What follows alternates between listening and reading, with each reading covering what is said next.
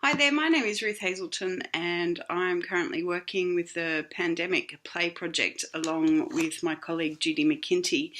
We're reaching out to schools and teachers and carers to see whether or not we can ask for your help collecting some of the information that we need for our research.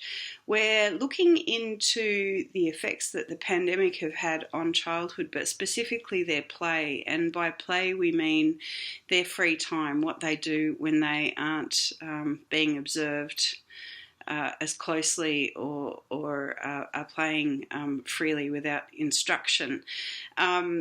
We've been in touch with academics around the world, many who are child psychologists who are just having a look at the link between play and resilience and how children kind of process life events through their play processes. So both Judy and I have a long history of going into schools and observing children playing, and unfortunately due to restrictions we're not able to do that.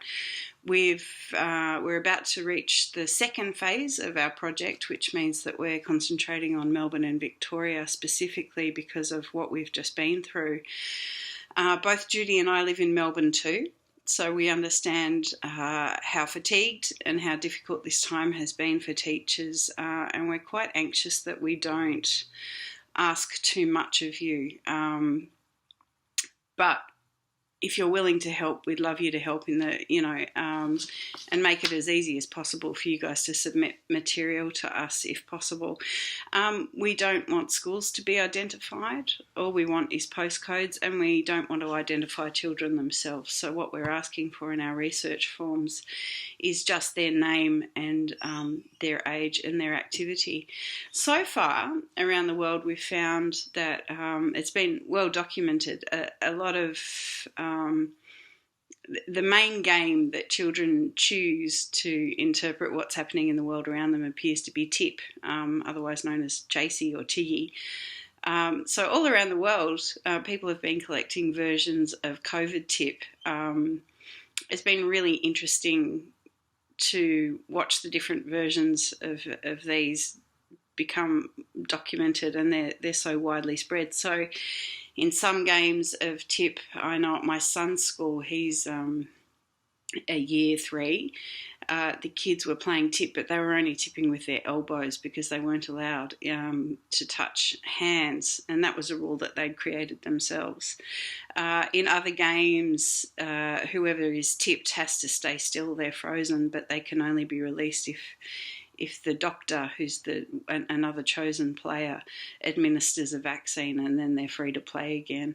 And in other games, the virus works like the virus does in real life. One person catches it and it sort of expands exponentially.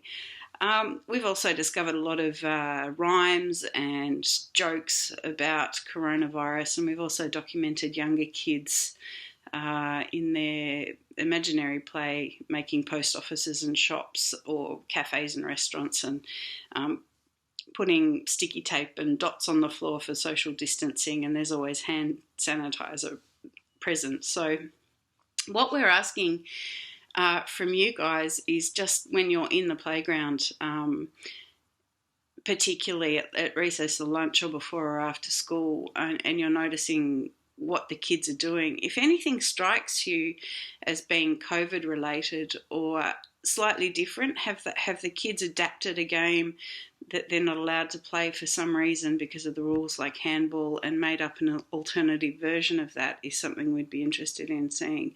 Are they playing tiggy?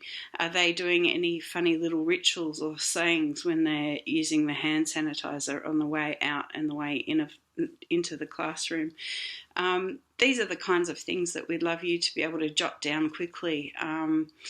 And for the sake of trying to make that as easy as possible for you guys, we've got some printable sheets that you can fill in, take photos, and just email straight to us.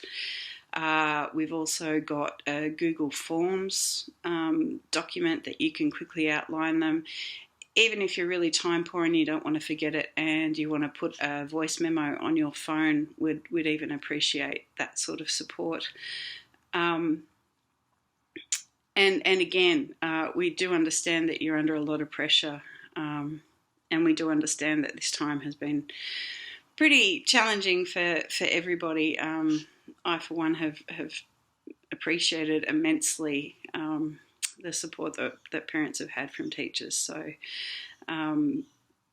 yeah, anything that you can do will be appreciated, and we're not asking you to move mountains, and certainly if you don't have the energy, that's fine. But any feedback you can give us at all would be really, really appreciated. So our website is thepandemicplayproject.com.